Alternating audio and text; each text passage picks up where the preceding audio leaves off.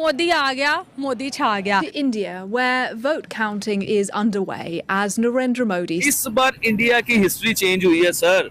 65 crore vote निकले voter. India's Prime Minister is set to meet his allies today to talk about forming a government. और इतनी majority के साथ जीतना, मैं कहता हूँ भाई कोई ऐसा वर्ल्ड लीडर नहीं है जितनी मेजोरिटी के साथ जीता और इतने कंसिस्टेंट परफॉर्म कर रहा हो, तो भाई ये क्रेडिट सारा जो जाता है ना, ये मोदी को ही जाता है। भारत के अंदर एक तारीख लिखी जा रही है। Where the Prime Minister Narendra Modi is due to start talks on forming a coalition government. His BJP party is celebrating, but it failed to secure a majority on its own for the first time in 10 years. It's unclear right now, so we've had Prime Minister Modi say he will be sworn in this Saturday. The opposition yet to... यहाँ पे है credibility कि अभी वो जीते नहीं हैं, मतलब उन्होंने ओथ नहीं उठाया। और श्रीलंका के हर शख्स ने, साबिक सदर, मौजूदा सदर, पिछले सदर, आने वाले सदर, मतलब उधर तमाम पॉलिटिकल पार्टीज ने, और नरेंद्र मोदी का अगर आप ट्विटर हैंडल देखें तो वो हर एक को रिस्पॉन्ड कर रहे हैं, हर एक को रिस्पॉन्ड कर रहे हैं। डिस्पाइट भूटान जो है उसकी लीडरशिप ने भी रिस्पॉन्ड कर, वज़ीर आज़म ने पैगाम भेज दिया है कि जी हमें बड़ी, वो जिसे कहेंगे ना, खुशी है आपकी जीतने की है, नो जो जिस तरह फिर होता है। अभी नरेंद्र मोदी को पूरा, मतलब वो जो जिसे कहते हैं, उन्होंने अपनी स्पीच नहीं की थी, उन्होंने अपनी स्पीच नहीं की थी नरेंद्र मोदी ने, और उन्होंने उनको ये सारे के सारे सिग्नल्स जो हैं वो चले गए। ये चीज है, मैं देखता हूं, इसको हम बोलते हैं क्रेडिबिलिटी, इसको हम बोलते हैं कंसिस्टेंसी, इसको हम बोलते हैं लॉन्ग टर्म रिलेशनशिप। इसको, ये चीजें जो आप अगर देखें तो फिर पता चलता है आपको जनाब कि चीजें किस डायरेक्शन में जा रही हैं।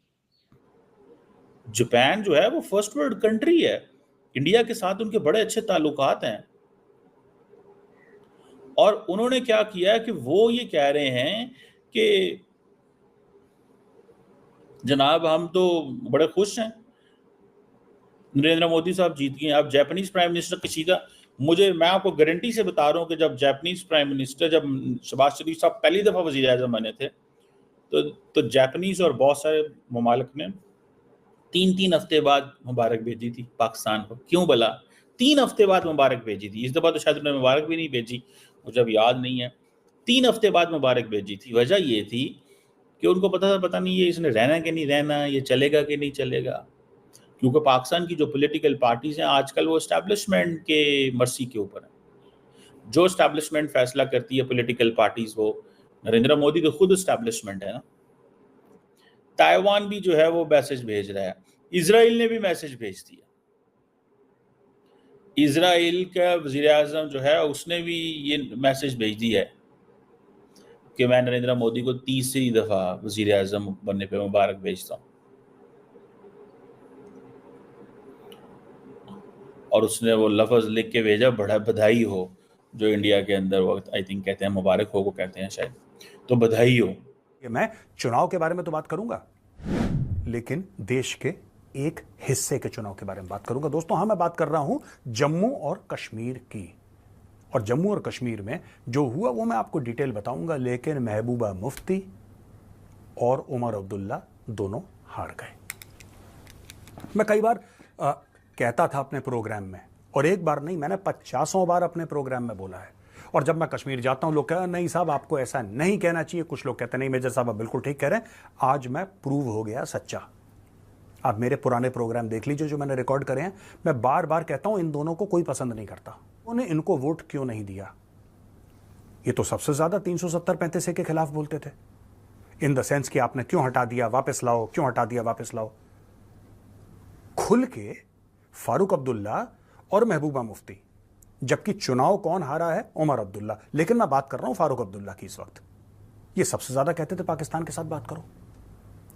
किसने बोला कि तिरंगे को उठाने वाला, कंधा देने वाला कोई नहीं होगा कश्मीर में? किसने बोला कि बारूद के ढेर पे भारत बैठा है और अगर 370-35 से हट गया तो उसमें चिंगारी लगेगी, पूरे भारत में खूनी खून हो जाएगा, आग हो जाएगी? किसने बोला? इन दोनों ने बोला।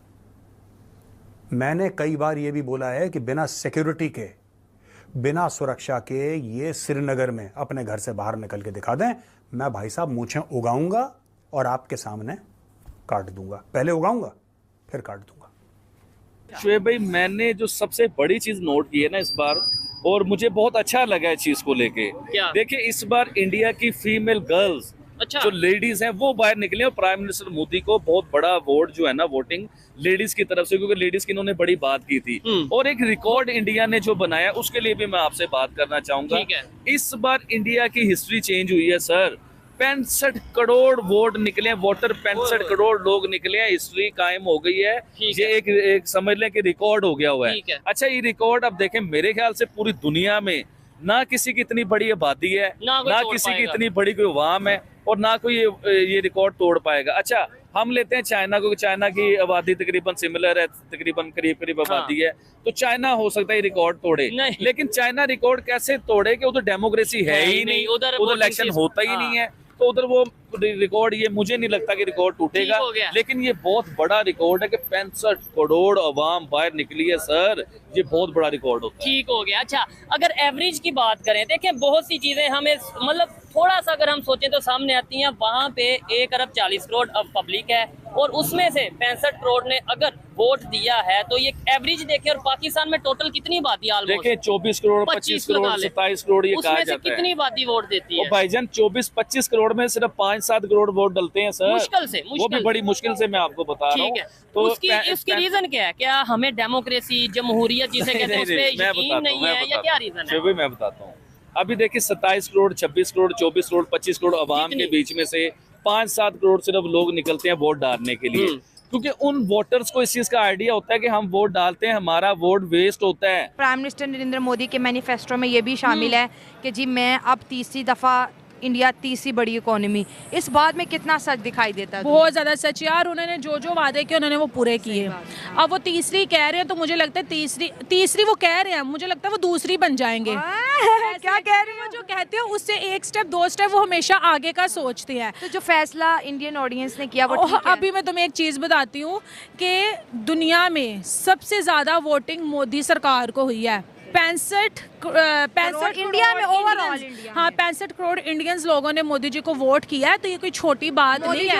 ओवरऑल वोट किया है, तो इससे क्या है कि यार उनकी सरकार बन गई है, और इसी वजह से तो नहीं बाकी कंट्री 100 से ज़्यादा कंट्रीज उनका वोटिंग सिस्टम मांगे, क्योंकि उनके वोटिंग सिस्टम में वो दम है, वो पावर है। इवन कि हमारे यहाँ वोट होते हैं, अमेरिका अपनी टीम को भेज देता है, यहाँ पे इतने बड़ा मीडिया आके कवर कर रहा होता है, भाई धांधली ना हो जाए, धांधली तो उसके बावजूद भी हो जाती है, लेकिन इंडिया में कोई भी नहीं आया। उनको पता है यार उनके जो वोटिंग सिस्टम है वो अच्छे होते हैं ना। अमेरिका ने खुद कहा कि इंडिया बहुत बड़ी जमहूरी पावर है, इसलिए हमें वहाँ पर अपनी टीमें भेजने की जरूरत है, और चाइना भी ट्रस्ट कर रहे हैं, और यही उनके लिए सबसे बड़ी बात है। जो कंट्री तरक्की करती है और जिस कंट्री पर लोगों का ट्रस्ट होता है, भरोसा होता है, उसके ऊपर कोई डाउट कर ही नहीं सकता। उन्होंने अपने इमेज को इस तरह से क्रिएट कर दिया है।